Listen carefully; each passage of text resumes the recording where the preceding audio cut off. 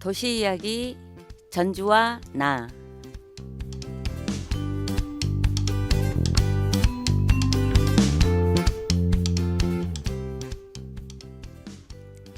도시는 무엇으로 구성될까요? 집과 상점, 도로 같은 공간들이 먼저 떠오르시겠지만 사실 그 공간에 생명력을 불어넣는 건 그 안에서 살아가는 시민들의 생각입니다. 도시는 곧 사람의 삶을 담아내는 거대한 그릇이기 때문이죠. 그래서 우리는 4년마다 중요한 결정을 합니다. 전주라는 배를 이끌 선장을 선택하는 일입니다. 하지만 그동안 우리가 봐온 선거 방송은 어땠나요? 상대를 깎아내리는 공방이나 화려한 포장지로 쌓인 공약 나열에 그치곤 했습니다. 정작 우리가 보고 싶은 후보자의 진면목은 가려지기 일쑤였죠. 오늘 도시 이야기는 그 포장지를 과감히 벗겨보려 합니다. 선주인 시민으로부터 권한을 위임받으려는 이들이 과연 어떤 도시 철학을 품고 있는지 담백하게 그 속내를 들어보겠습니다. 굳이 전쟁일 필요도 겹겹의 치장도 필요 없습니다. 우리는 오직 질문하겠습니다. 전주의 4년을 온전히 맡길 수 있는지 그 본질에만 집중하는 무대를 시작합니다. 지방선거 특집 시장 후보가 생각하는 전주를 안주 삼아 오키포차 지금 문을 엽니다.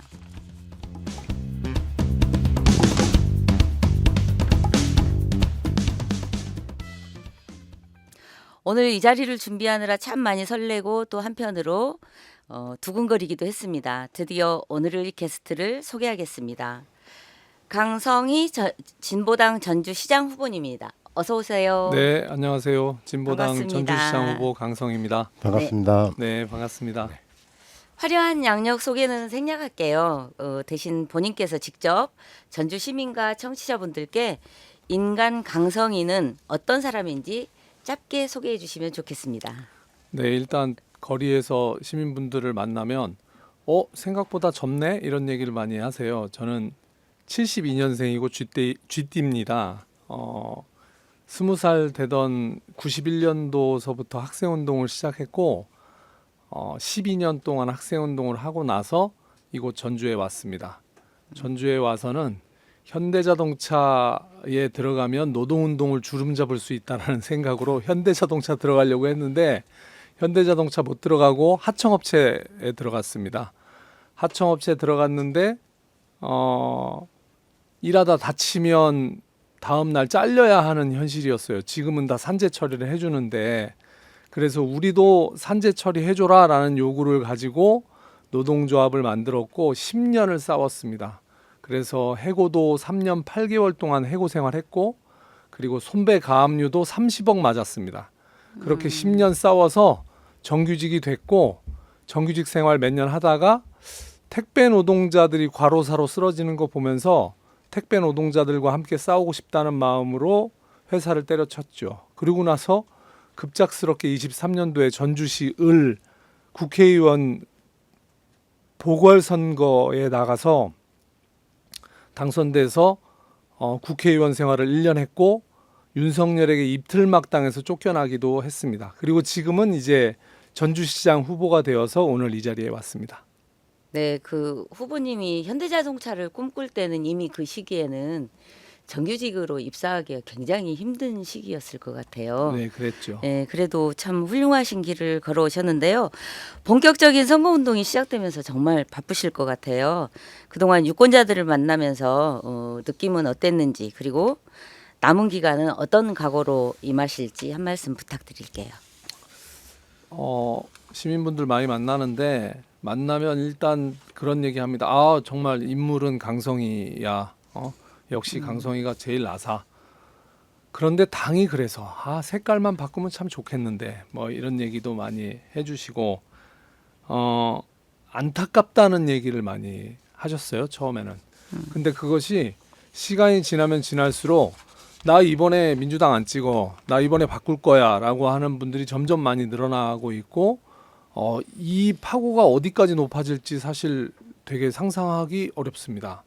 예를 들면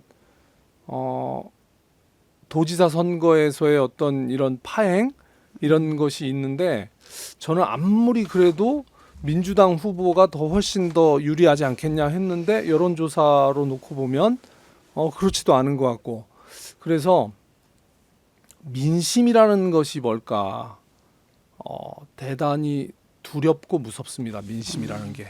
그러니까 도지사 김관영 도지사가 하루아침에 제명된 사건이 벌어지고 나서는 시민들 얼굴을 보기가 전 되게 두려웠어요. 정치에 대한 불신 이런 것들이 어떻게 표출될까.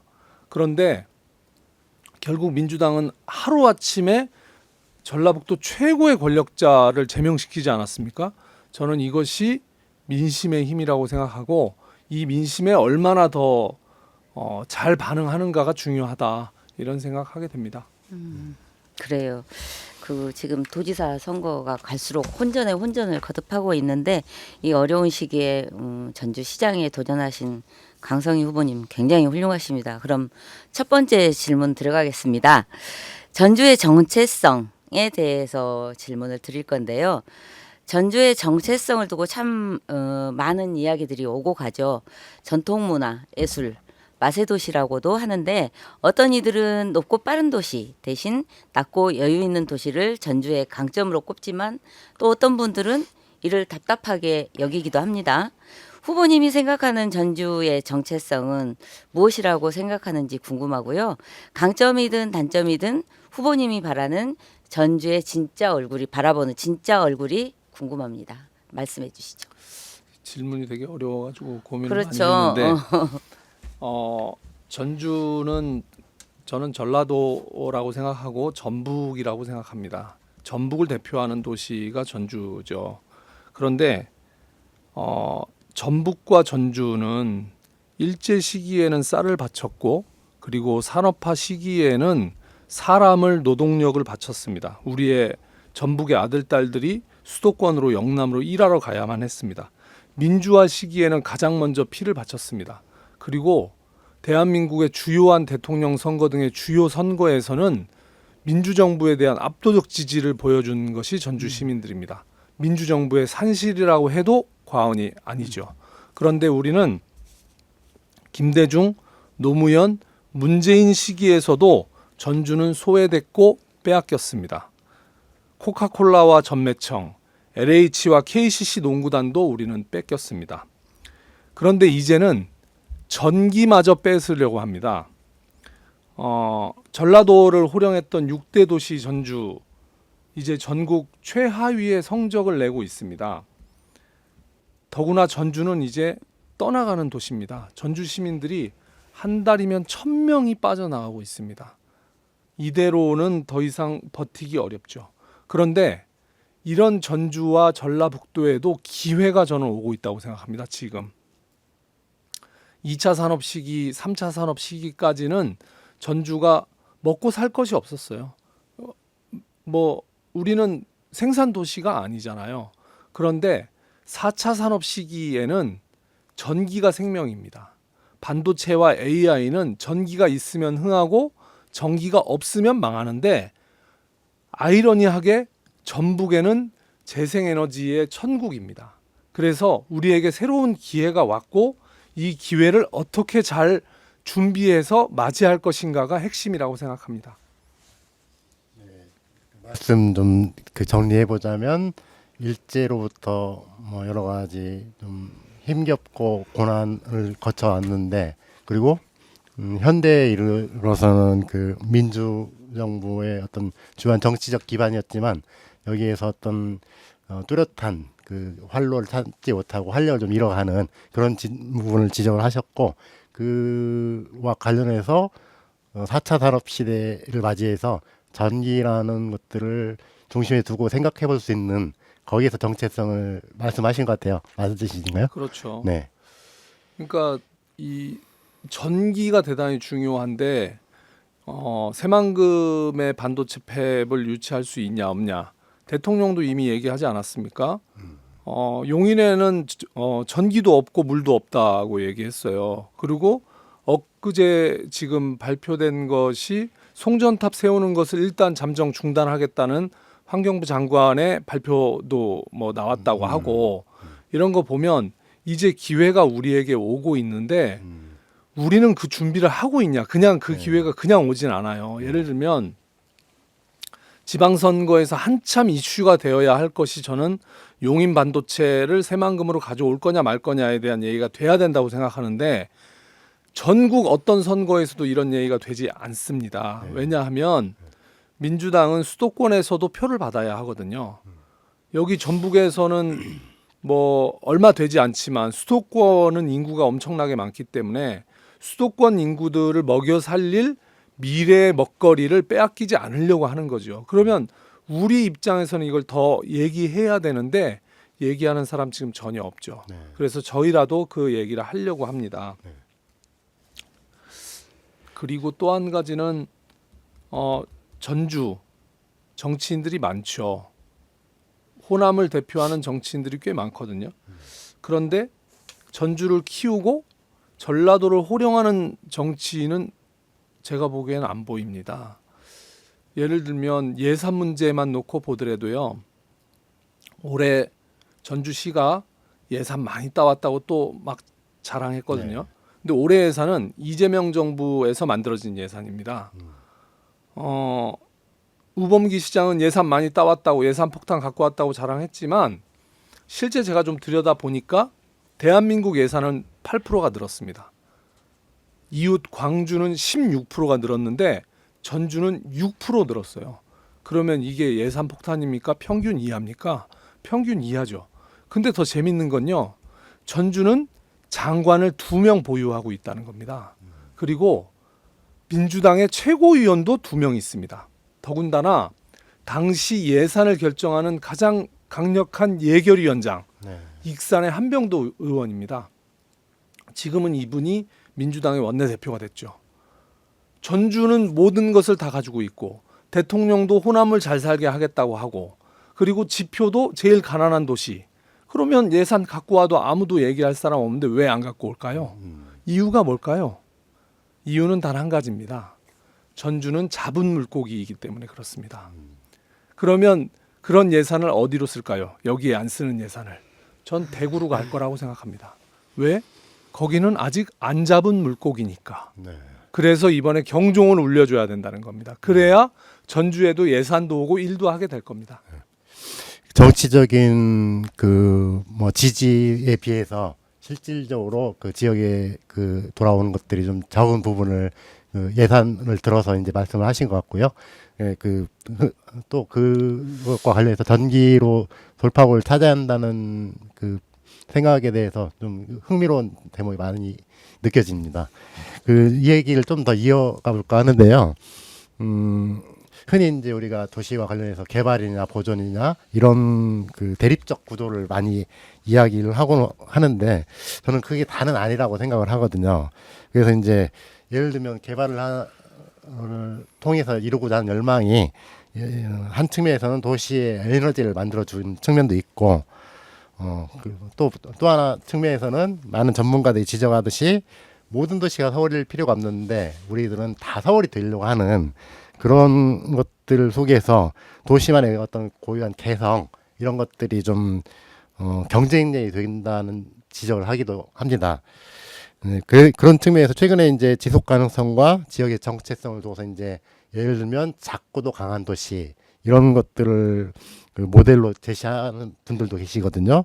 후보님께서 이제 이 얘기들 바탕으로 따로 뭐 전주와 가장 어울리고 또는 모델로 삼을 만한 도시가 있는지 뭐 거론할 수 있다면 또는 그걸 좀 설명한다면 어떻게 될까요? 저는 뭐 다른 도시를 설명할 정도의 식견은 없고요.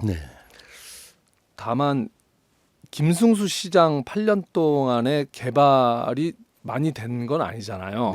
그러다 보니까 우리 전주 시민들 입장에서는 뭔가 좀 변했으면 좋겠다라고 하는 열망이 우범기 시장으로 표출됐다고 보는 거죠. 그래서 우범기 시장이 막 이것저것 개발을 하려고 했는데 그 개발이 시민들에게 이익이 되고 도움이 되는 측면이었다면 참 좋았을 텐데 제가 보기에는 그렇게 그 개발을 통해서 뭔가 성과를 냈다거나 아니면 시민들의 삶이 더 좋아졌다거나 하는 것을 찾아보기가 어렵습니다. 네. 예를 들면 대한방직 부지 개발하겠다고 온갖 특혜를 다 줬거든요. 그래서 이미 더 해줄 수 없을 만큼 시에서 할 수 있는 걸 다 해줬는데 지금 삽도 뜨지를 못했습니다. 그리고 지금은 마지막에 뭘 하고 있냐면 버스 중앙차로제 BRT라는 것을 하고 있거든요. 지금. 그래서 지금 중앙선에 있는 가로수들을 다 뽑아내고 있고 거기에 정류장을 설치하겠다는 거거든요. 그런데 전문가들 입장에서는 전혀 필요 없는 일이라는 겁니다. BRT 자체가 선진국에서는 60년대, 70년대 이미 했던 한물간 사업 아이템이기도 하고 이걸 한다고 해서 버스가 얼마나 빨라지냐면 4분 빨라진다는 겁니다. 4분 빨라지기 위해서 400억을 투입한다는 거고 그러면 문제는 뭐냐면 우리 전주는 버스가 운송 수송률이 10%밖에 안 됩니다. 그러니까 전주 시민들의 90%는 다 자기 차를 타고 다닌다는 거예요. 그러면 버스 10%를 4분 빠르게 하기 위해서 일반 차량들은 더 늦어질 수밖에 없거든요. 그래서 도시 교통의 흐름을 더 방해하게 될 수밖에 없기 때문에 네. 하면 안 되는 사업인데 네. 선전용으로 내가 개발자고 뭔가를 내가 했어라는 만들어냈다. 것을 네. 보여주기 위해서 하는 것 외에는 아무 이유가 없는 일입니다. 그래서 빨리 중단해야 된다고 생각합니다. 네, 그동안에 우리 길법 PD님께서 주구장창 외쳐댔던 답변을 좀 들으신 것 같아서 굉장히 속으로 좀 후련하실 것 같다라는 생각이 드는데 어떠세요? 이 문제에 대해서 얘기를 해주시고 구체적으로 도시의 비전과 연결시켜서 말씀을 해주신 것이 의미 있다고 생각이 듭니다. 네, 아우 저도 그러니까 그 시장 후보님들이 이런 그 문제 제기에 대해서는 잘 들어보지 못한 것 같은데. 아니 근데 이게 사실 어렵거든요. 왜냐하면 이미 공사를 하고 있단 말이에요. 막 공사를 하고 있는데 갑자기 시장 후보가 나와가지고 야 그거 하면 안 돼, 중단해야 돼 이렇게 쉽지 얘기하기가 그렇죠. 쉽지 않거든요. 네. 근데 이 예산이 지금 한 440억 정도 들어가는 예산이고 국비가 절반 들어가고 나머지 시비가 들어가는데 그러면 220억 정도를 시의 예산을 준비해야 되거든요. 근데 전주시 의회가 지금 준비하고 승인한 예산은 59억밖에 안 돼요. 예산이 부족해가지고. 예, 아니 그러니까 근데 본 예산으로 59억밖에 못 했는데 추경으로 그러면 160억을 더 한단 말입니까? 네. 그래서 제가 보기에는 시의원들도 이걸 하면서 아 이거 뭔가 문제가 있는데라고 하는 생각이 있었을 것 같아요. 근데 그냥 시장이 한다고 하니까 어쩔 수 없이 따라갔는가? 아 이게 우리 전주시 시의원들의 어떤 현 모습인가? 만약 정말 이게 문제가 있다면 무슨 수단을 써서라도 막았어야죠.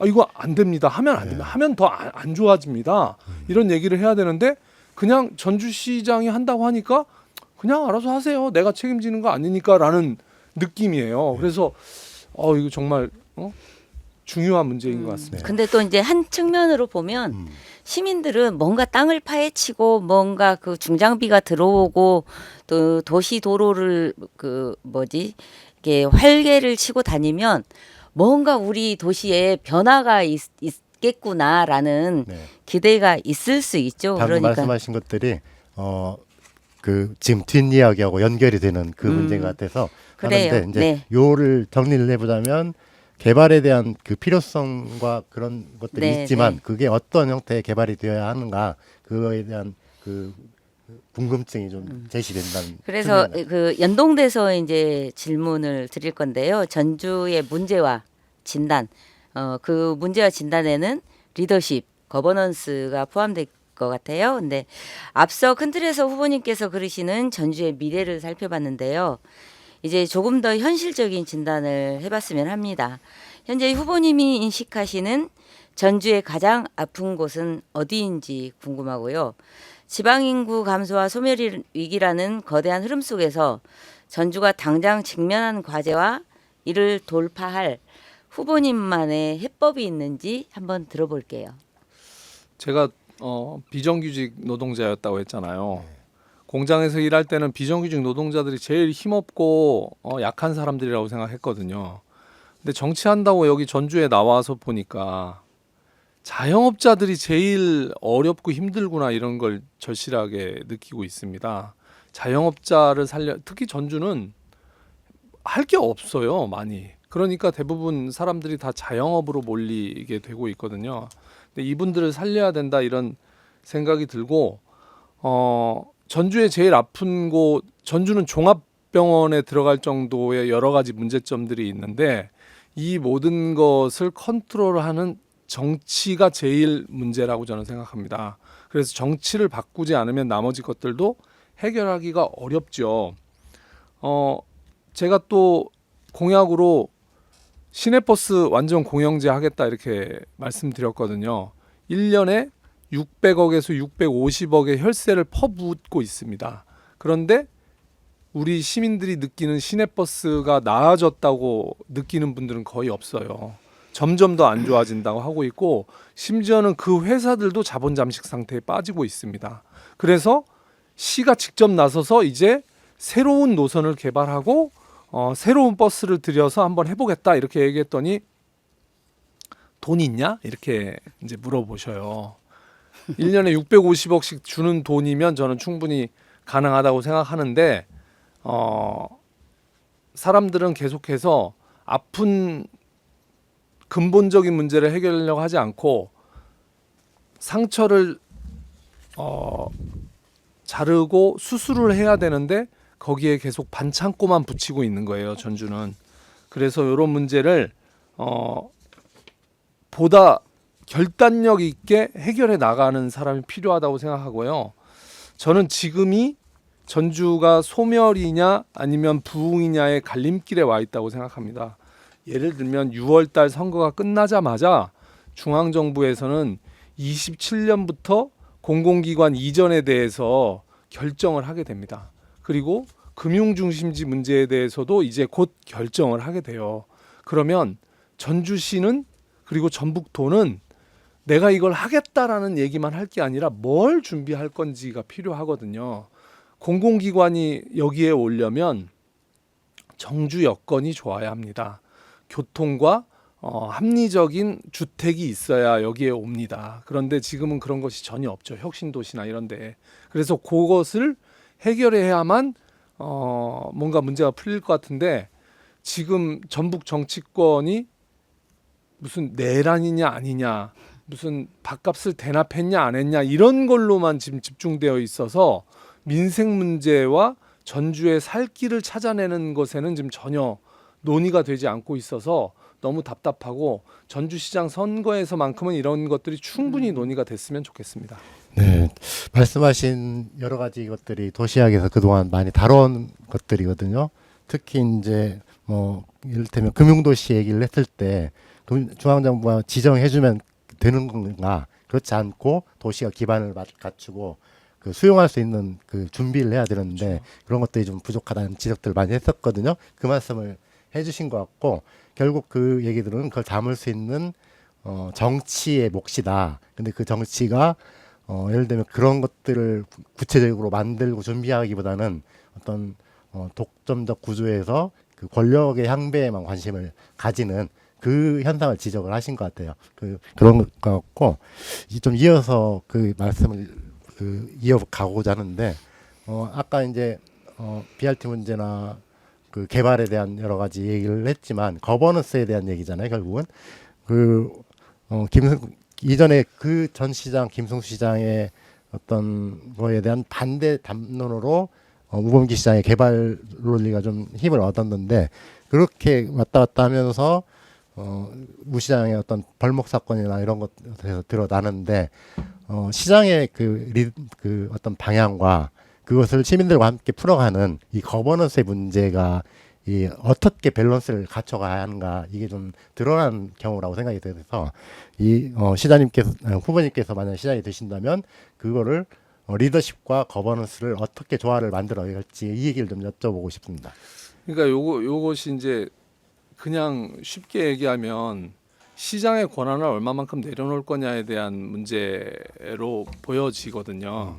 그러니까 결정 권한을 누구한테 줄 거냐에 대한 문제인데 그동안에는 협의체나 이런 시민들의 의견을 많이 들어서 뭔가 안을 만들었다 하더라도 전주시 공무원들 입장에서 맞지 않으면 이건 안 됩니다.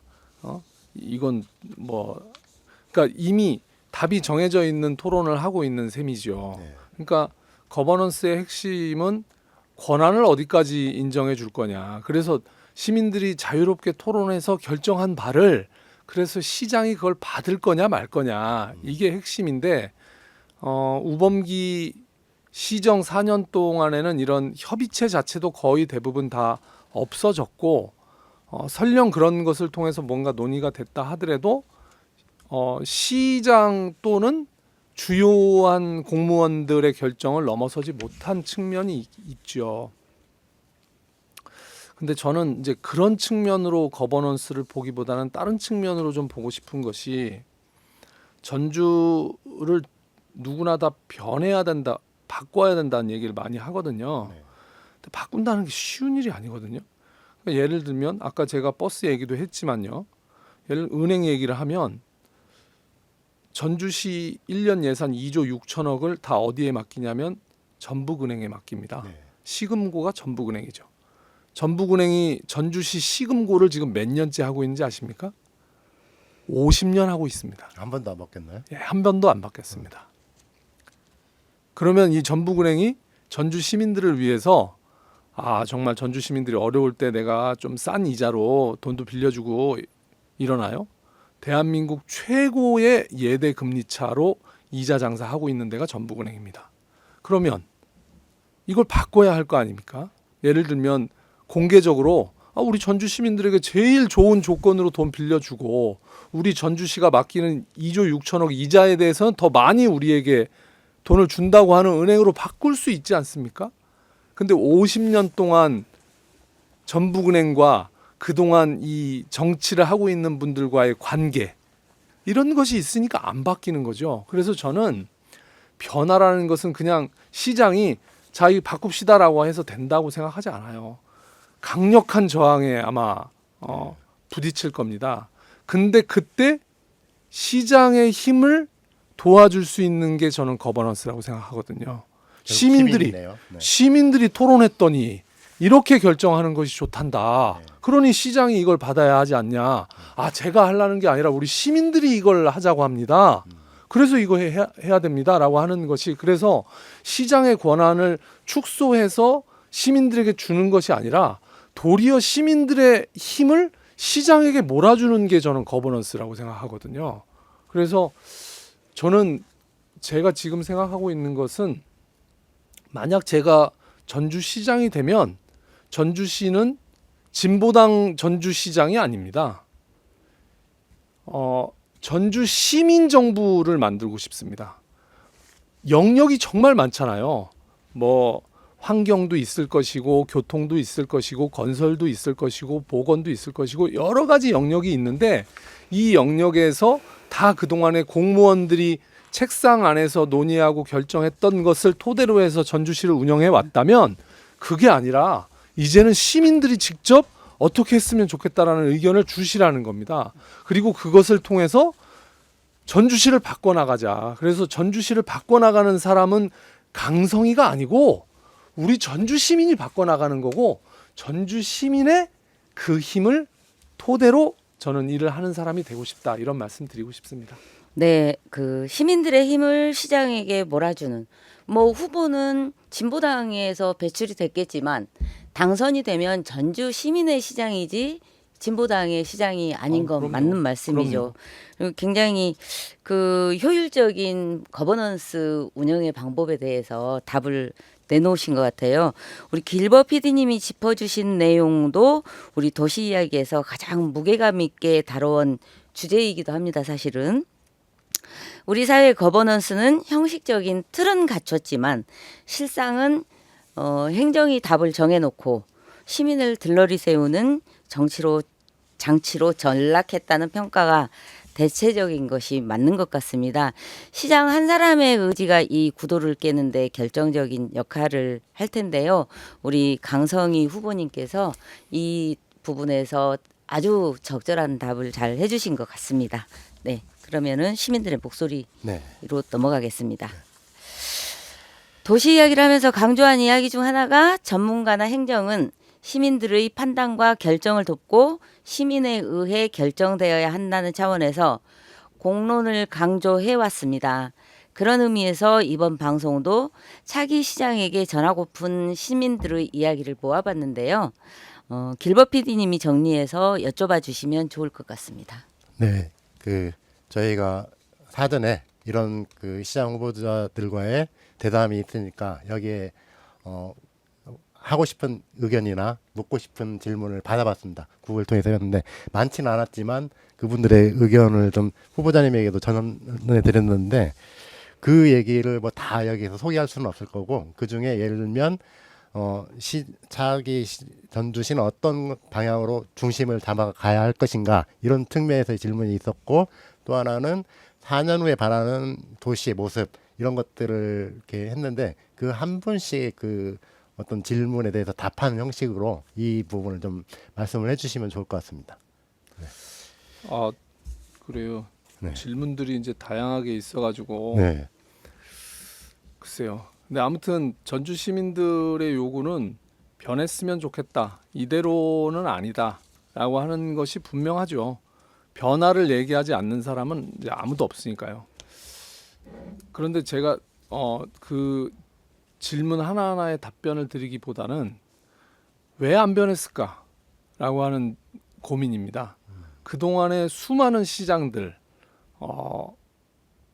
공부를 많이 하신 분들도 있고 행정 경험이 많으신 분들도 있고 정치를 오래 하신 분들도 있고 다 자기 영역에서 뭔가 내놓으라라고 하는 분들이 시장을 했는데 왜 안 바뀌었을까요? 그동안에. 저는 그 이유가 딱 한 가지라고 생각합니다. 그들 스스로가 기득권이었기 때문에 그렇습니다. 그들 스스로가 기득권이 아니었어도 기득권에 순응하고 물젖어 갔기 때문에 변하지 않았다고 생각합니다. 아까 말씀드렸다시피 전주는 정말 이 특별한 도시예요. 제가 어떤 시민들이랑 이제 이런 얘기하는 저런 얘기하는데 진보당으로 나왔습니다. 이런 얘기하니까 참 힘든 길을 간다라고 얘기하면서 전주는 나는 진보당 강성희를 지지하는데 내가 강성희를 지지한다는 얘기를 다른 사람들한테 쉽게 하기가 어려운 도시라고 얘기해요. 왜냐하면 지난 수십 년 동안 만들어져 왔던 관계 속에서 넌 진보당 지지해? 라고 하면 뭔가 이단화 취급을 받거나 이런 것도 있고 심지어는 어떤 분들은 아파트에서 일을 하시는데 이 일자리를 얻기 위해서는 이력서와 함께 민주당 당원 가입서를 가지고 가야 된다는 얘기도 하세요. 그러니까 전주는 아주 지금 전주시 60만 중에 민주당 당원이 제가 알기로는 한 19만 이렇게 된다고 제가 들었거든요. 정확치는 않지만. 그러니까 완전히 일당이 독점하고 있고 정치뿐만 아니라 경제, 사회 모든 영역에서 다 이것이 하나로 완성되어 있는데 여기서 진보당이 나와서 시장을 해보겠다고? 이건 참 어찌 보면 무모한 도전이죠. 근데도 불구하고 지금 거리 곳곳에서 많은 분들이 나 이번에 바꿀 거야 라고 하는 목소리들이 정말 많이 올라오고 계시거든요. 때가 온 건가? 저는 그런 생각이 듭니다. 때가 온 건가? 이제 전주도 한번 바꿀 수 있는 절호의 기회가 지금 온 건가? 이 기회를 놓치면 언제 다시 이 기회를 다시 잡을 수 있을까? 그래서 정말 최선을 다해서 한번 노력하고 있는데 관심 많이 갖고 지켜봐 주시라고 말씀드리고 싶습니다. 네, 저희들의 취합했던 질문들을 포괄적으로 답을 하신 것 같은데요. 그분의 들에 대해서 오늘 이 자리에서 일일이 좀 소개하기는 어렵지만 그 내용을 좀 정리해서 주신다면 저희가 자막이라든가 이런 것들을 통해서 소개할 수 있게 기회를 좀 준비를 해보겠으니까 좀 그렇게 해주시면 좋을 것 같고요. 관련해서 하나 더 여쭤보자면 그 아까 말씀드린 건 이제 그 주관식 그 질문이었고 이번에 객관식으로 전주시는 어떤 것들을 우선에 두고 가야 할까라고 이렇게 가중치를 두는 질문들이 있었거든요. 그리고 뭐 이를테면 어떤 것들이 더 중요하다고 생각을 하는 건 그 차기 시장한테 필요하다고 생각되는지 이것이 질문도 있었는데 그것과 그 시장님께서 후보님께서 그 구상하는 것과 뭐 차이가 있었는지 아닌지 그 말씀 한번 좀 여쭤볼게요. 그 거기서 보니까 네. 전주시가 꼭 이렇게 잘 했으면 좋겠다라고 하는 항목들이 있었던 것 같고 네. 거기에서 무슨 막 뭐 경제를 막 발전시켰으면 좋겠다 뭐 네. 이런 얘기들도 있지만 제일 중요한 화두는 공정이라고 저는 느꼈거든요. 공정. 네. 네. 예를 들면 제가 얼마 전에 송천동에 있는 농수산물 시장 다녀왔거든요. 거기 상인들 만나서 이런저런 얘기를 들었는데 그분들이 송천동 농수산물 시장 한 가운데에 있는 도로, 엄청 넓은 도로가 있는데 다 선이 다 지워진 지 오래됐고 도로가 다 파헤쳐져서 다 포트홀 투성이이고 그래서 여기서 또 오늘도 무슨 사고가 나서 크게 사람이 다쳤고 큰 사고가 계속 난다. 이 문제를 좀 해결해 주면 안 되겠냐. 이 도로를 좀 정비해 주면 안 되겠냐. 이런 요청을 하시더라고요. 전주에 속으로 전주에 돈이 없다는데 이거 뭐 어떻게 해야 되나. 그래서 그 도로 정비하는데 얼마나 든답니까? 이렇게 이제 물어봤더니 뭐 그분이 정확한 답을 한 건지 모르겠지만 1억 2천 정도 든답니다. 이렇게 얘기하시더라고요. 그래서 제가 그랬어요. 1억 2천이요? 엄청 싸네요.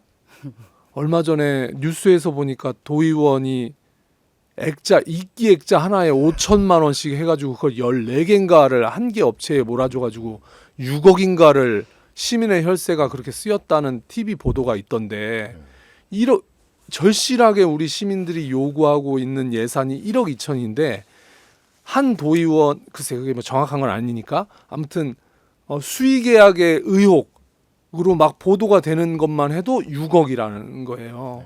그래서 정말 전주가 돈이 없나? 아니면 예산이 줄줄 새나? 저는 이것부터 바로 잡아야 된다고 생각합니다. 그래서 전주시의 어떤 수의계약의 문제점, 예산이 우리 시민들에게 쓰여지지 않고 다른 특정한 사람들에게 가는 문제, 이걸 바로 잡아야 된다고 생각합니다.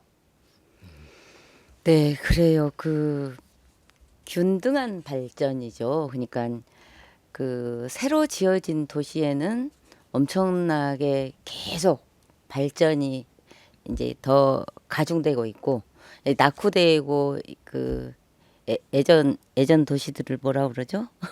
뭐 구도심 구도심 같은 경우는 계속 쇠퇴해서 빈집들이 늘어나고 있는 그런 상황이 발생되고 있는데 이제 앞으로 시장님이 되실 분이나 지방선거에서 당선되실 뭐 예비 후보자님들이 좀 그 우리 강성희 후보님의 의견을 귀담아 들어주셨으면 참 좋겠습니다. 똑같은 자원이라 하더라도 그 목소리가 큰 또는 영향력 있는 사람들의 것은 민원은 잘 챙겨지고 또 그렇지 않은 사람들은 좀 방치되고 소외되고 이런 것들 사이에서 균형을 맞추고 공정하게 임하겠다 이런 말씀이신 것 같아요. 네. 네. 네, 아주 좋은 의견 잘 들었습니다. 그러면은 다음 질문으로 넘어갈게요. 이제 앞으로 시장님이 되신다면 이제 4년의 과제가 있지 않겠습니까? 예, 다가올 4년에 집중해서 한번 여쭤보겠습니다. 4년 동안 뭘 하고 무언가도 만들어 보겠다고 욕심도 부리지만 시장 임기 4년은 굉장히 짧습니다. 그래서 이번 시장은 이걸 했네라고 여겨지는 하나만 만들어도 대단히 성공하고 의미 있는 시장의 등장이라고 생각하는데요. 우리 강성희 후보님이 4년이 되면 어떤 걸 이루셨다는 그 소리를 듣고 싶으신지 아까 말씀하셨던 그 뭐 균등한 발전, 지역 발전 뭐 이런 것도 좋고 해서 4년의 계획과 포부를 한번 말씀해 주시기 바랍니다. 글쎄요. 아무튼 지금 아직 후보기 때문에 뭐 4년 동안 내가 이런 걸 해낼 수 있다 이렇게 얘기하기는 쉽지는 않은데 김승수 시장 4년 동안 뭘로 기억될까 사람들에게. 글쎄 저는 잘 그냥 도서관 도서관. 뭐 이런 게 언뜻 이제 생각이 나고, 우범기 시장의 4년은 무엇으로 기억될까? 벌목. 버드나무? 뭐 이렇게 이제 기억된단 말이죠. 강성희가 만약 시장이 돼서 4년이 지나면 무엇으로 기억될까? 무엇으로 기억되게 할까? 근데 다른 어떤 것을 나는 할 수 있어요라는 것은 되게 어려운데 이것만은 할 수 있을 것 같아요. 이재명 대통령이 제일 잘한다고 하는 것이 소통 아닙니까? 그래서 타운홀 미팅하고 국무회의를 공개해서 뭔가 나라가 이렇게 운영되는구나라는 것을 시민들이 알게 해준 거잖아요. 그러면서 왜 일을 저렇게 해왔어라고 하는 시민들의 알 권리를 충족시켰단 말입니다. 그런데 지금 전주시정은 깜깜이 시정이죠.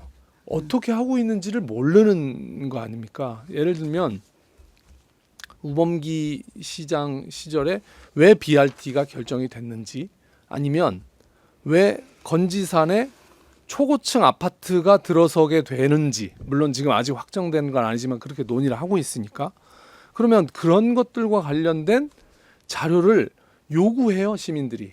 네. 예를 들면 쓰레기 소각장 반대하시는 시민들은 도대체 그 소각장을 짓겠다고 하는 업체가 전주시에 어떻게 계획서를 내고 운영 계획서를 냈는지를 알고 싶어 해요. 그런데 안 알려줘요, 전주시는. 이런 여러 가지 시민들에게 공개한다고 해서 이것이 무슨 국가 기밀도 아니고 이게 공개된다고 해서 누군가의 재산이 침해되는 것이 아니라면, 그리고 어쩌면 마땅히 해야 될 예, 것이기도 마땅히 다 하잖아요. 공개해야 될 네. 내용들이거든요. 네. 근데 그걸 공개하지 않는 이유는 딱 한 가지라고 생각해요. 공격당하지 않으려고. 시민들이 몰라야 내가 이렇게 하는 것이 옳은지 그른지를 판단하지 못하니까. 근데 그걸 다 공개하면 시장이 이렇게 한다 저렇게 한다 했을 때 객관적인 근거를 놓고 그렇게 하면 안 됩니다, 이렇게 해야 됩니다라는 것을 시민들이 알게 될 거 아닙니까? 이걸 두려워하는 거죠, 기존의 정치는. 근데 저는 다른 거는 몰라도 우리 시민들이 공개해 달라고 하는 것, 그것이 어떤 정말 국가적 기밀 사항이 아니라면 다 공개하고 같이 토론하고 어떤 것이 올바른 길인지 토론해서 결정해 보자라는 것은 할 수 있을 것 같아요. 그래서 당선되면 아무튼 35개 동을 다 다니면서 우리 시민들과 미팅도 하고, 또 전주시의 주요한 실국장 회의나 이런 것들은 뭐 가능하면 이렇게 유튜브라도 해서 공개하고, 또 뭐 어떤 주요한 단체들, 시민들이 이러이러한 사항들에 대해서 정보를 공개해 달라고 하면 적극적으로 그걸 공개해서 시민들의 힘을 키워주겠다, 이런 것은 약속드릴 수 있을 것 같습니다. 그 말씀을 하니까 이 말씀을 좀 드리고 싶은데, 저희가 준비했던 질문들이 이제 어느 정도 소화가 되기도 하고 해서 부연한 측면에서 그 말씀을 여쭤볼게요. 그러니까 아까 BRT 얘기를 여러 번 좀 언급을 하셨는데, BRT에서 가장 그 핵심적으로 드러난 문제가 뭐였냐면, 이걸 상당히 큰 변화를 주는 일이잖아요. 근데 그런 엄청난 일을 진행을 하면서 계속 그 미룬 게 있었는데, 그게 이렇게 변화가 됐을 때 이거에 대한 시민들의 의견을 묻지를 않고 계속 그거에 대해서 지적을 하면 지금 단계에서 이게 공유되면 반대에 부딪혀서 못하게 되니까 다 설계가 끝나면 그때가 가서 하겠다, 이런 식의, 그러니까 답이 정해져 있는 거죠, 그렇죠. 이미. 네. 예. 그 말씀을 했는데, 그런 것들을 그런 의미에서 이 말씀을 해주신 것 같거든요. 그게 중요하고, 예를 들면 이런 걸 하려고 할 때 그게 어떤 기대 효과를 가지는 건지를 충분하게 설명하고 판단을 시민들로부터 그래 우리 그렇게 선택하자라고 가야 되는데, 답은 자기들이 정해놓고 다 그 정해놓은 다음에 마지막에 그 어쩌라고 하는 이런 양태를 바꾸겠다는 말씀이신 것 그렇죠. 같아요. 이미 네. 공사하고 있는데 이제 어쩌라고 더 이제 네. 못해, 어쩔 수 네. 없어 해야 돼, 이렇게 네. 지금 하고 있는 거잖아요. 네. 협박하는 거죠, 시민들을. 그러니까 우리 그 강성희 후보님께서 시장 출마를 준비하시면서 굉장히 많은 공부와 고심을 하신 모습이 보입니다. 보여서 참 만약에 이렇게 당선이 되신다면 정말 우리 시민들의 알 권리를 충족만 시켜도 사실 도시에 큰 변화가 없다고 하더라도 시민들은 굉장한 만족감을 느낄 수 있을 것 같거든요. 그래서 우리 시민들이 좀 더 관심을 갖고 이번 지방선거에 임했으면 참 좋겠다라는 생각을 말씀을 들으면서 했습니다. 네, 시간이 많이 지나갔어요. 사실 우리가 이렇게 그 게스트를 초대하고 이야기를 하다 보면 한 시간이 굉장히 긴 것 같은데 이게 말씀도 잘하시고 또 우리가 듣기에도 편안한 말씀을 해주시고 해서 시간이 굉장히 빨리 지나간 것 같아요. 시간이 많이 흘러갔는데 노래 한 곡 듣고 잠시 쉬었다 광고 후에 돌아오겠습니다. 진보당 강성희 전주시장 후보님이 신청하신 신청곡입니다. 인순이의 거위의 꿈 듣고 돌아오겠습니다.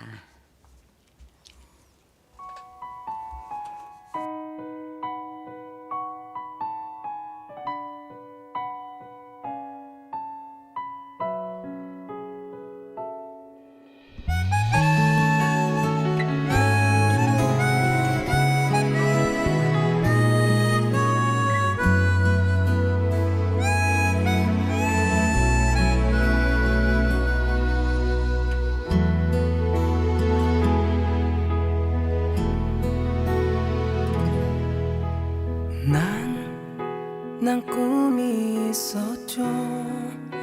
버려지고 찢겨 남루하여도 내 가슴 깊숙이 보물과 같이 간직했던 꿈 때론 누군가가 뜻모를 비웃음 내 등 뒤에 흘려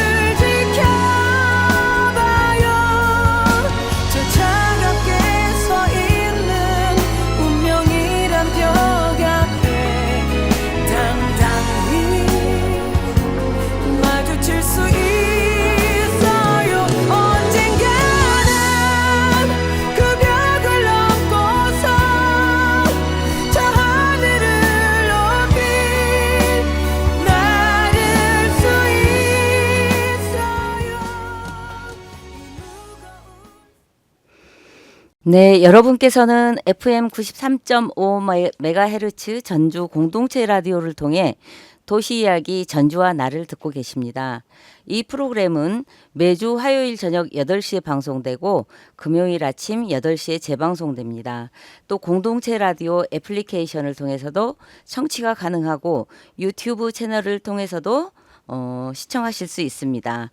전주 공동체 라디오는 비영리 방송국으로 시민들의 회비와 후원금 그리고 공익기금으로 만들어집니다.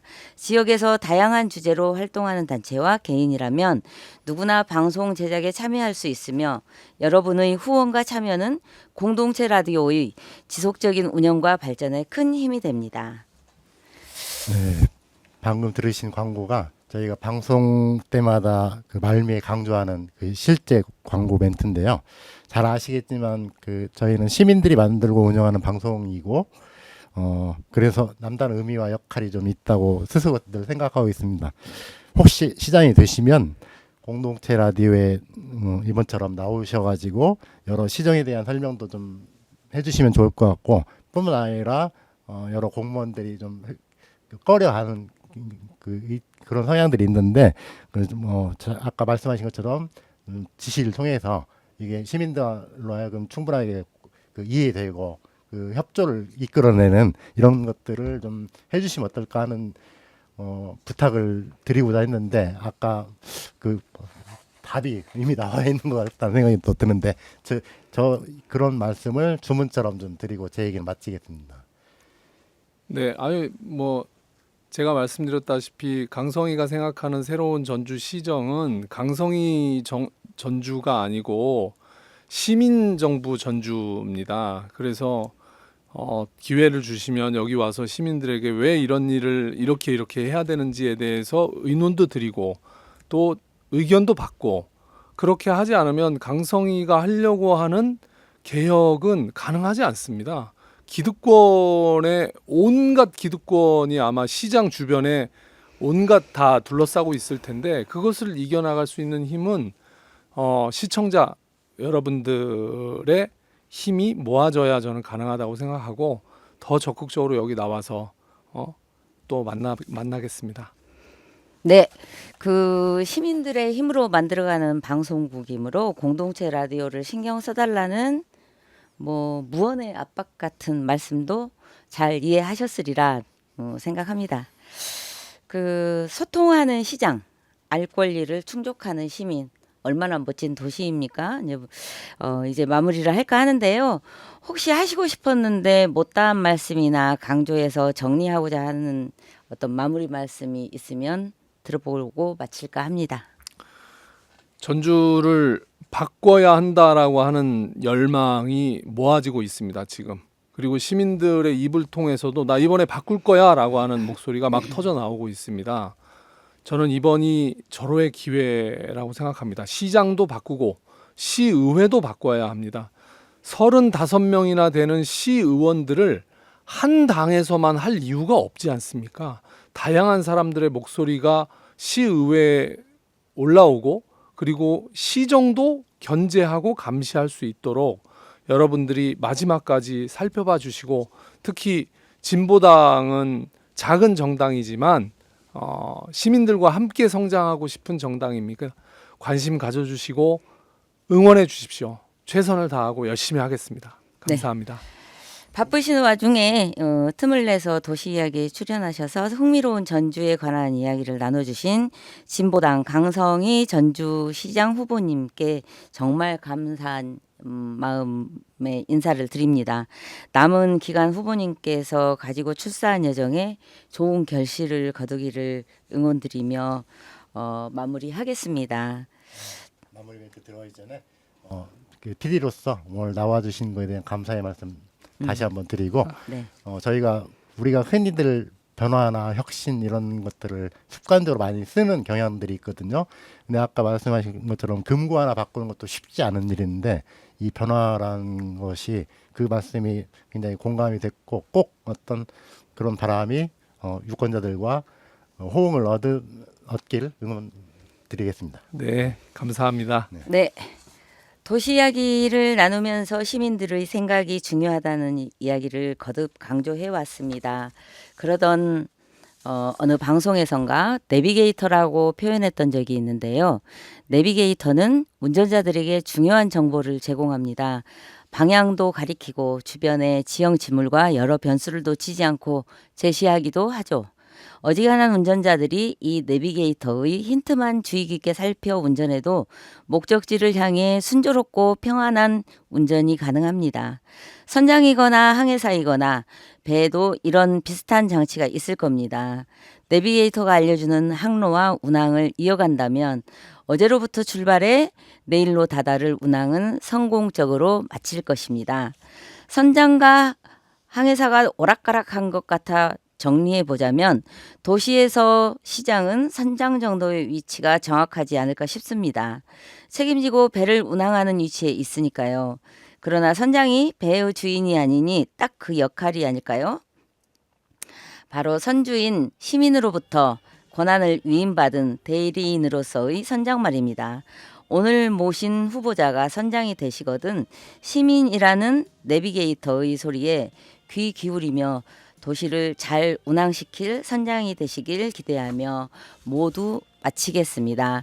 지금까지 제작의 길벗과 JK, 진행의 오키였습니다. 고맙습니다.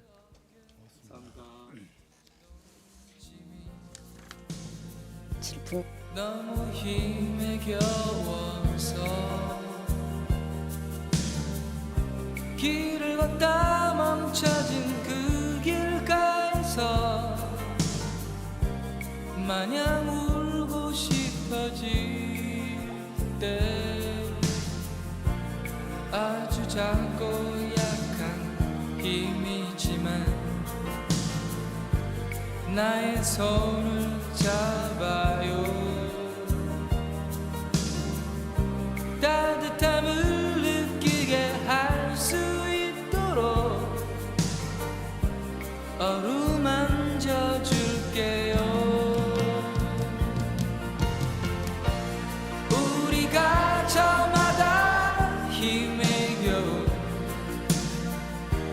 인생의 무게로 넘어질 때 그 순간이 바로 우리들의 사랑이 필요한 거죠.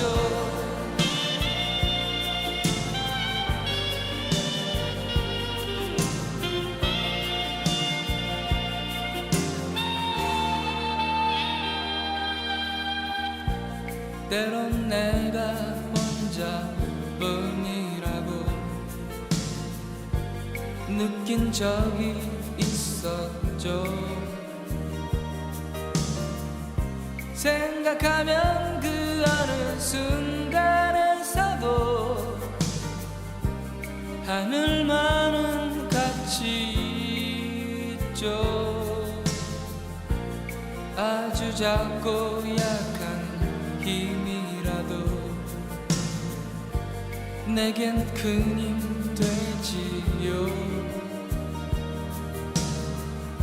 내가 울 때 그대 따뜻한 위로가 필요했던 것처럼 우리가 저마다 힘에 겨운 인생의 무게로 넘어질 때 그 순간